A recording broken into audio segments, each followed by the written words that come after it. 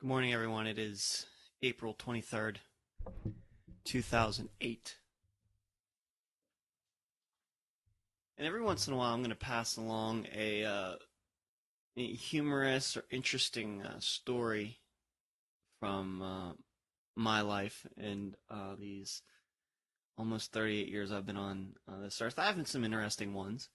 I don't have any drunk stories or um, maybe something like that, but I do have a lot of mischievous stories where I was being mischievous or doing things that maybe, pranks and things like that. I have plenty of those kinds of stories.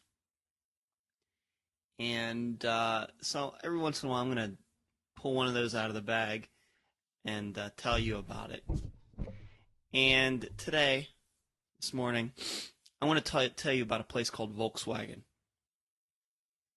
That's maybe a little bit of an odd name for an actual place, but it was a nickname um, given to a place in New Stanton, Pennsylvania.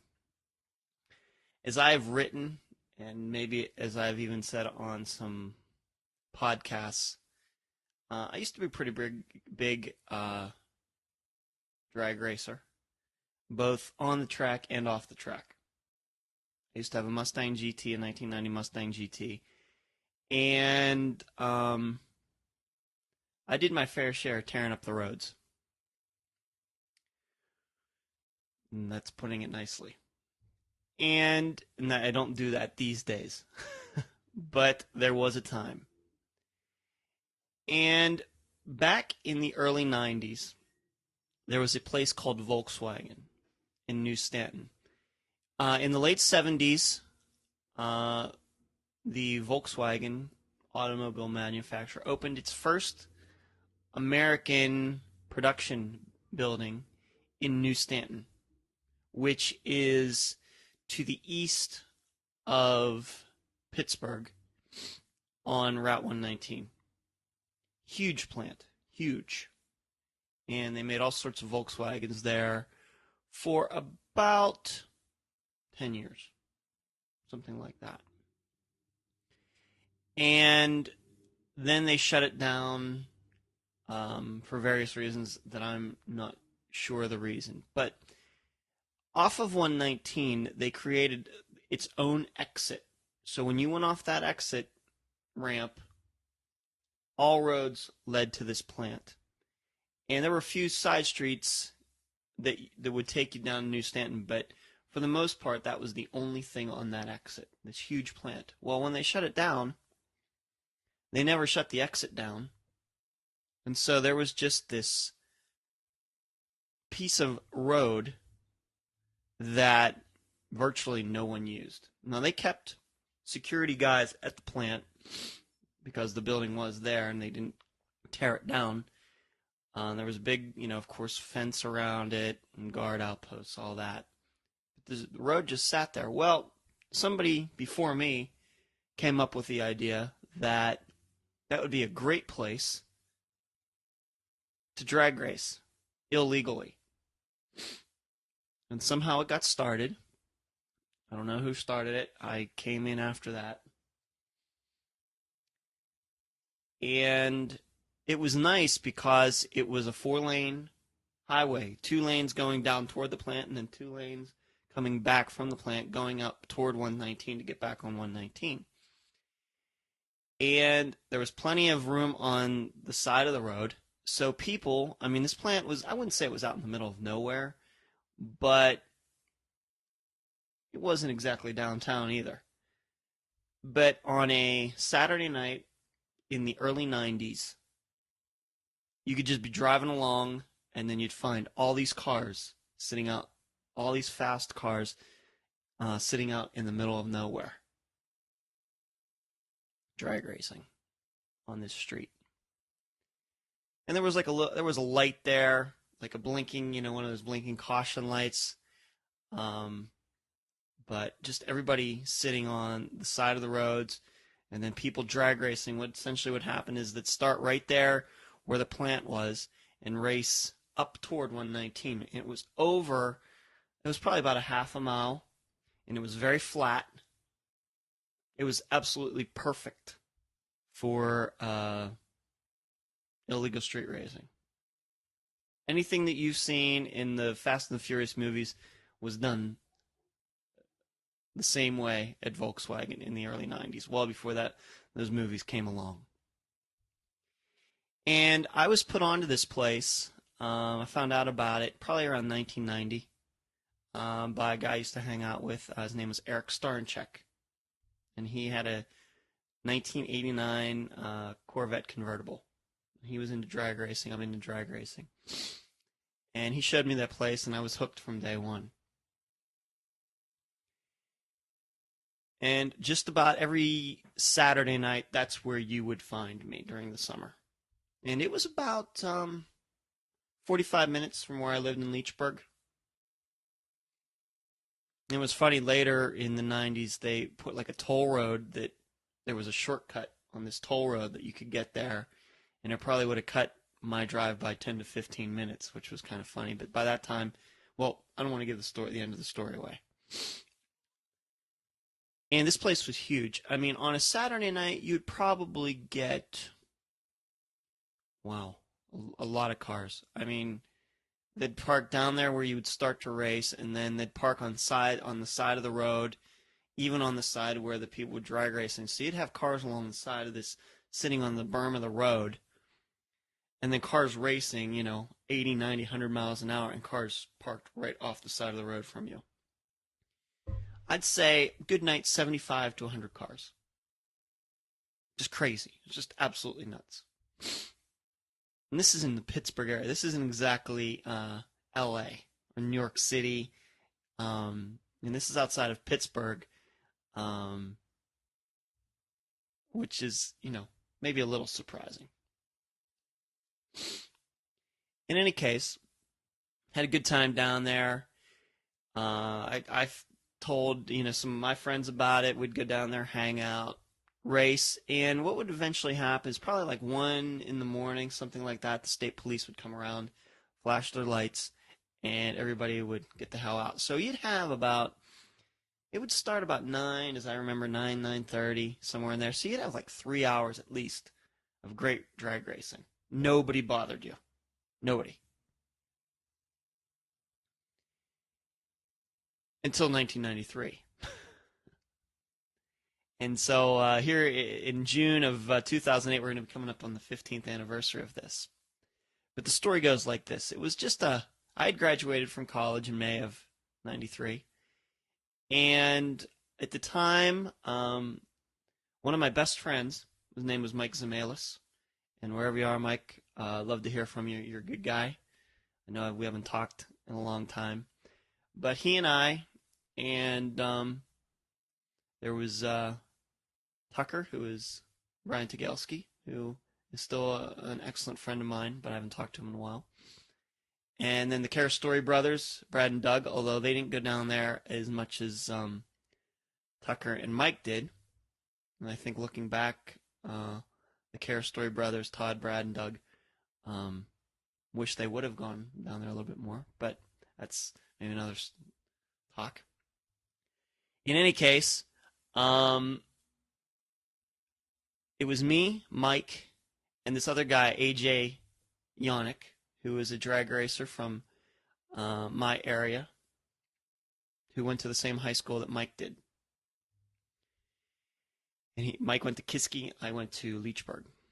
And Mike had a 64 Plymouth Fury that was pretty fast, and AJ had some Cutlass that was pretty fast, and I had my Mustang, and it was early June. I think it was June 11th, 1993. We went down there, and that night was like any other night.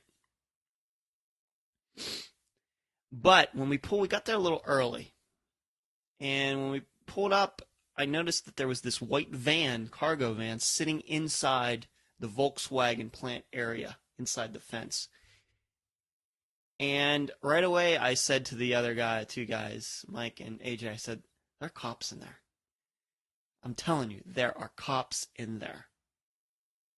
And that was just drawing on my experience from street racing and just being notoriously suspicious of anything like that. Not wanting to get caught because actually the year before I had gotten caught and got off easy. And that's a whole other story. So I was, fairly careful, being fairly careful at that time. But Mike and AJ, nah, Ed, you're full of it. It's not the case, no way. So there weren't not many cars there yet. So we left, and then about an hour later, we came back, and the place was absolutely packed. It was one of the craziest nights that I've ever seen there. Cars pulling wheelies, cars being pulled in on trailers.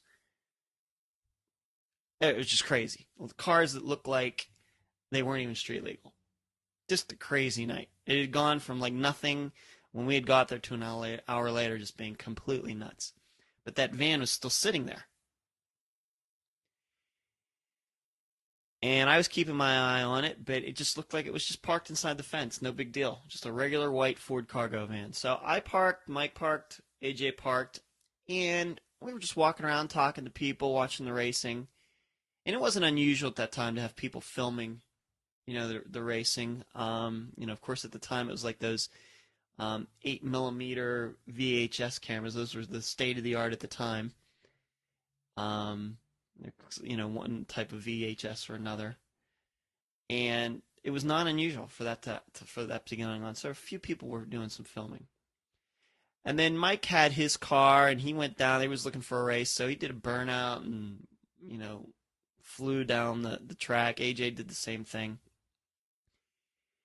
and still I was very suspicious, keeping my eye on that cargo van, and nobody else seemed to be paying attention at all to it that I could tell. So I figured, you know what? We would have been there an hour, and nothing had happened. No cops had shown up. Nothing, besides that van, nothing seemed that suspicious. So I jumped in my car, and it was weird because a car had parked in front of me and back of me, and it was really tight for me to kind of get out of this parking on the side of the, I can't call it a parking place, but on the berm of the road, there was a car in front of me, car in back of me, and I had to keep going back and forth to try to get out of there. And people were laughing, and I'm laughing, and everything else. Well, in the end, that time that it took me to get out of that space saved me. Because as soon as I got out of that space, and I was just getting ready to turn onto the road, this two-lane that everybody raced on to go down toward 119, when out of nowhere, I mean, I don't know where they came from. State police everywhere. Regular cop cars with lights on top. Unmarked police cars. And there was even a helicopter. Just came out of nowhere. And I think it was right around midnight, as I remember. Just out of nowhere. And everybody just scattered. Well, I hadn't done anything yet. So I'm like, well, I'm just going to just drive and, get the hell out of here. So I go up the street up the road toward 119, where the strip that we use, the road we use to drag race. Well, they even had that blocked off. You got up there toward the end before you could get to 119, and they had that blocked off with cars. Just cars trying to get away, cars overheating, and before long, it was just one big parking lot right there on that street going out toward 119. And there were a couple other streets back roads that you could get away on. They had those blocked off. Nobody got away. Mike didn't get away. AJ didn't get away. And we were all together in this parking lot, parked on the road, and could not get away. There were people running over the hills, like into these woods that were close near there, trying to get away. And I'm really not sure to this day how many people escaped. I don't think very many. And so we sat there for an hour while the state police went through every car looking for violations. Well, I was right. There were cops in that van, and they were filming everything. And some of those people that had those cameras that were filming, that were standing along the side of the road, those were undercover cops too. Had to be the biggest state police bust in Pennsylvania history. Had to be at least 20 cop cars, state cop cars there, at least in a helicopter. So they went through every car looking for violations, and then they had tapes of the film, the racing, so they could match the car in the film to the car that they were looking at to give tickets out. Well, luckily, because I had a tough time getting out of that parking place, uh, I didn't do anything.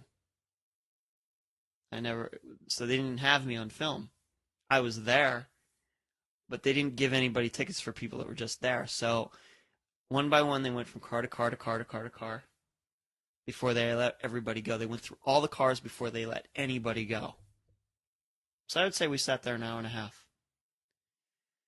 Um, they had my buddy Mike on videotape, and because of that, he got $100 fine, and I think it's some points because of it.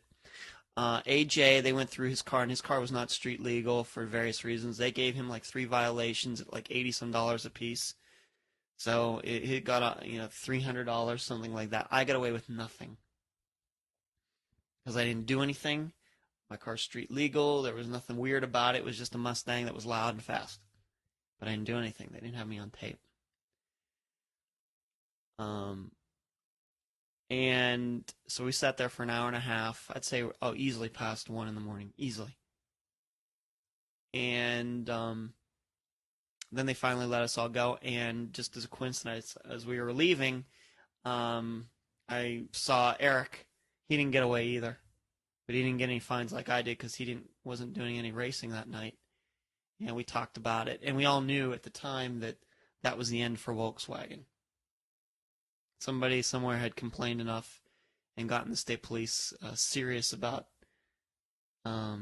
stopping the drag racing that was going on there. And that was that. And we were right.